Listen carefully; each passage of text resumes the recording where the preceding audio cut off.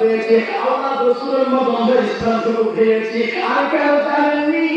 আল্লাহ রাসূল চাইলো সেখানের মধ্যে মিথ্যা বলতে পারতো, কিন্তু আল্লাহ রাসূল না, তরবারি এমন দুই টুকরা হয়ে যাবে, তারপর আল্লাহ রাসূল না কোনো ঈমান বিক্রি করবে না। বাবা ঠিক না বেটে?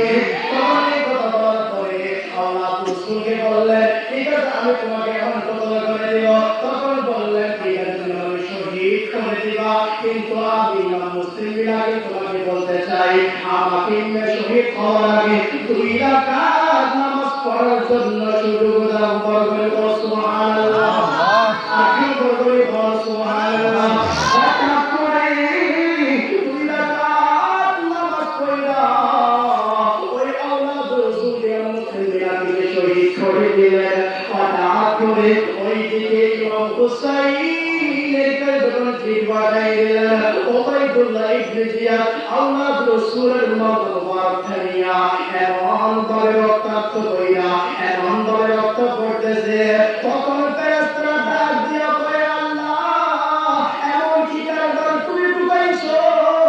আল্লাহ রাসূলের রক্ত মুবারক পড়তেছে, আল্লাহ রাসূলের রক্ত মুবারক পড়তেছে। তখন বলে কোনো দরকার নাই, আমাদের রাসূল হাউজে কাউসারের পেয়ালা পান করার জন্য ইমাম মুসলিম বিন আকিল পানি পান করতেছে। বলুন সুবহানাল্লাহ।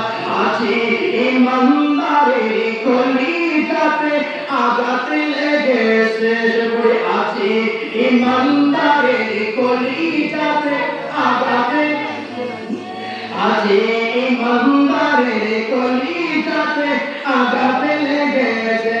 হায় হায় কারবালাতে ইমাম হুসাইন শহীদ হয়েছে। বলুন সুবহানাল্লাহ। আছি ইমানদারের কলিজাতে আঘাত লেগেছে, কারবালাতে ইমাম হুসাইন শহীদ হয়েছে, কারবালাতে ইমাম হুসাইন শহীদ হয়েছে। আছি ইমানদারের কলিজাতে আঘাত লেগেছে, আওলাদে রাসূলকে তোমরা মারতে পারো নাই, শহীদ তারা জীবিত আছে কোরআনেতে পাই। বলো সুবহানাল্লাহ। আওলাদে রাসূলকে তোমরা মারতে পারো নাই, শহীদ তারা জীবিত আছে কোরআনেতে পাই। হায় হায় আল্লাহ তাআলা তাহাদেরকে রিজিক দিতাছে, তারা নূরের নবীজির কদম মুবারক আছে। আছে ইমানদারের কলিজাতে,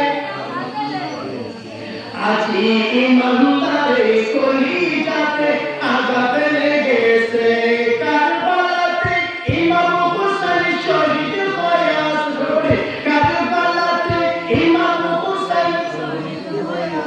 আছে ইমানদারের কলিজাতে আঘাত লেগেছে, আছে ইমানদারের কলিজাতে আঘাত লেগেছে।